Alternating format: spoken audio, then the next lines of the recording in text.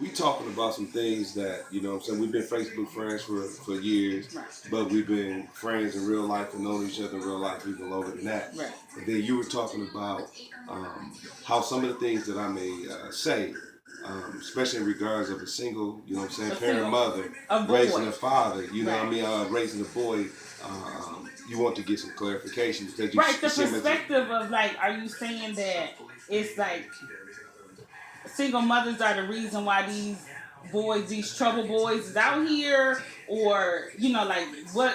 As a single mother, like what are you kind of saying that I could probably do differently, or what I'm saying, you know, succinctly is that we shouldn't embrace single parenthood as willingly and as readily as we do, you know what I'm saying, in our community. That um, whenever the situation started where we seen households being one parent, you know what I'm saying, one mother, as opposed to a mother and a father, whenever that started to happen, the moment that we embraced it has was been a the problem. okay? So since it's already here, I understand your aspect as saying that we need to slow it down or try to cut it out and encourage two parent families, functional two parent families. That's the thing. Because just because it's two parent don't mean it's always functional. I agree. Okay, so my deal is since like me, my kids is here now. I got a 9-year old and a 5-year old boys. So what can I do to as a single mother? Okay, so now that the situation is here, you know Right. what I mean? I can't go back, you know what I'm saying, to choose another father. You know what I'm saying? The father, for whatever reason, is either unwilling or unable to be a significant contributor, you know what I'm saying, to the kid's life. So Right. what do I do? Well, at that point in time, that's where the unity or the pooling of the resources become. And then we can't trust a system that is apparently more interested in pushing them into the very things that we complain about. You Okay. know, if we say, well, look, we got a system in which we got young men, you know what I mean, who ain't working and providing, where to the point they can't even take a young lady on a date.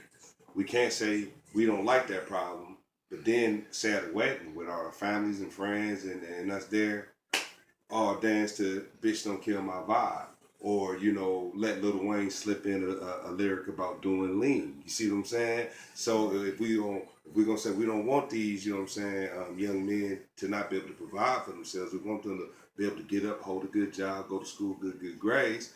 Then we got to make the sacrifices of saying like maybe we shouldn't be listening to that music, but we can't do both. And I just think in our community we do both too much. Okay. So do you encourage like these organizations who like cater to helping out like No, I don't. right? Because you think that It's in most our of them mind. It's in our. kind of molest them and like do bad stuff. They're not necessarily good organizations, Oh right? yeah, yeah. But what I would say then to that, because that's specifically going to Facebook, that if you look back in our history, every foreign culture that has come voluntarily to interact with us has did something lewd and lascivious. So if you look at the Boys and Girls Club, or when they first started, you can actually look at their amendment, and in their amendment it said that none of the kids could get into the pool with their clothes on for the boys club. So when they was going swimming, They were naked, this or is in their doctrine. You could not okay, enter. You cannot enter into the pool with your, you know what I'm saying, underpants on. You had to be nude. And then somebody say, well, who went out their way to write that and make right, that part of the mission, and what was the motive behind that? Again, look at the Catholic Church, you know what I'm saying? They're in the inner cities, they deal with the kids, you know what I'm saying? Or look at the Baptist Church, or look at the Boy Scouts, you see what I'm saying? but Or don't you look at think that it Sandusky and is Penn State. some Yeah, good yeah, I'm not, organizations that well, don't necessarily it's good, sincere people, you know what I'm saying, in right, particular organizations, but organizations like religion is a racket and a snare because it all going back to the money. The people who fund the money get to dictate what's the real motivation, you know what I'm saying, for us putting this money behind there. So if the real motivation of the NAACP or the Boys and Girls Club of America or Big Brothers and Big Sisters of America was to improve, you know what I'm saying, scores, was improve, you know what I'm saying, improve the scores of the kids and for them to do better in school, then we would think that our graduation rates will be going up and not down. So I don't trust their word. Stealing cars, and that bothers me because I have boys. Mm-hmm. Not only that, because I was like a little sneak. You know, I stole a couple cars in my day. You know, stuff. We'll let Khalid have all you know, stuff like that. So I would like to know if it's something that I could do that I might not be doing. You know what I'm saying? I mean, it's a hard pill for, you know what I'm saying, for us to swallow. It is. Now, because I didn't set out to be a single mother. You know what I'm saying? Like, that's not something that I was just like, oh, you know, some people do. Like, I want to have a kid. I don't care if I got to do it by myself. That was never a plan for me. First of all, I didn't want no kids. But, you know, it's a catch-22 because you like the act that get you kids and then you don't want the kids. You know what I'm saying? But I love my children. But this day and age, I never would have thought at the time that the world would be like it is today. Well, and I hear you because things can seem a little scary. You know what I mean?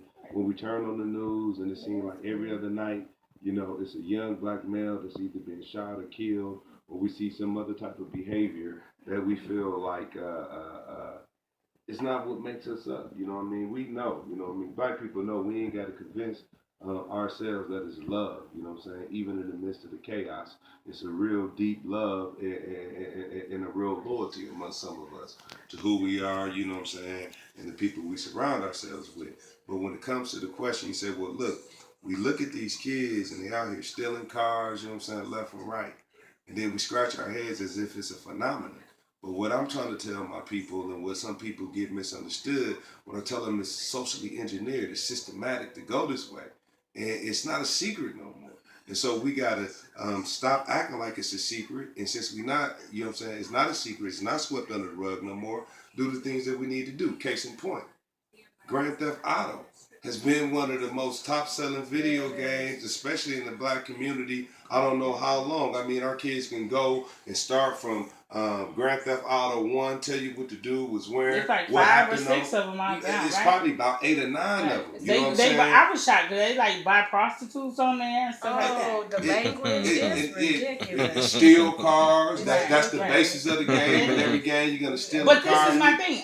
I think that how you say it's systematic. I think that this is the type of crimes that have been going on in the white communities for a long time, but they are not magnetized like the ones in our communities. You know, when they steal a car in the north side of Milwaukee, it's magnified. But while it's going on, Brookfield, it's plenty them white boys over there stealing a car. But see, now don't let us not get distracted. And I see this on Facebook sometime, and this is what I mean by get distracted.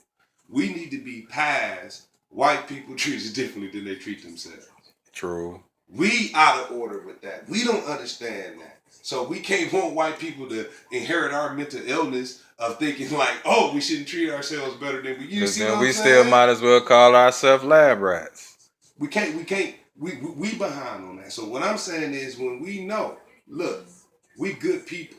You see what I'm saying? And what they put, you know what I'm saying, on the news, they try to highlight our flaws and cover up our beauty, just like an abusive husband would do, you know what I'm saying, or an abusive mate would do to their partner. All you this and all you that, and speak of the negative, and never, you know what I'm saying, talk about the treasure of beauty, you know what I'm saying, that the other person has and hopes of keeping them, you know what I'm saying, hostage. That's how the system, you know what I'm saying, that some people call white supremacy, but I'm not going to call it white supremacy. I might call it white domination because they do dominate the airways, they do dominate the internet, they do dominate the water pipes, they do dominate, you know what I'm saying, the airplane. So in this white domination, this period we have right now,